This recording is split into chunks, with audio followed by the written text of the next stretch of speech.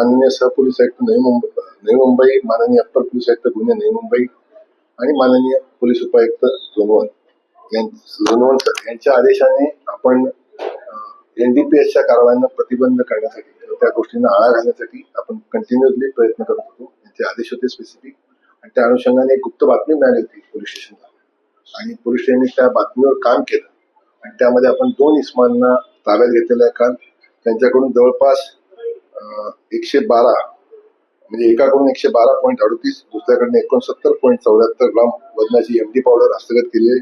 एकूण ती 182.12 ग्राम इतकी आहे. त्याची सध्याचा बाजारभाव किंमत आहे 72 लाख रुपये. त्यांच्याकडे एक सोनेट कार जी ते विक्रीसाठी घेऊन आले होते, ती कार देखील जप्त केलेली आहे. असा एकूण 85,50,600 रुपयाचा अहवाल आपण त्यांच्याकडून जप्त केलेला आहे. त्यांना आज पोलिसांनी रिमांड कामी हजर केलेला आहे आणि पोलिसांनी 5 दिवसाची पोलीस कस्टडीमध्ये पुढील तपास आपण करत आहोत. त्याचे धागेदोरे आपण तपासून पाहत आहोत.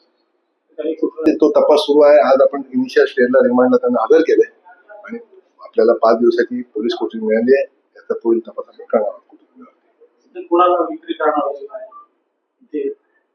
त्या बाबतीत असं स्पेसिफिक अजूनही तपासात निष्पन्न झालेलं नाही. ते तपास पण सुरू आहे. 2 आरोपी होते. आपल्याला इन्फॉर्मेशन 100 होती, पण आपल्याला 2 आरोपी मिळाले. अँटीसिडन्स आतापर्यंत समोर आले नाही, पण तपासून बघत आहोत आपण. ते ज्यातला तो दुसरा आरोपी आहे खान म्हणून, मसूद खान, तो त्याच्याकडे सुपरवायझर म्हणून कामाला आहे.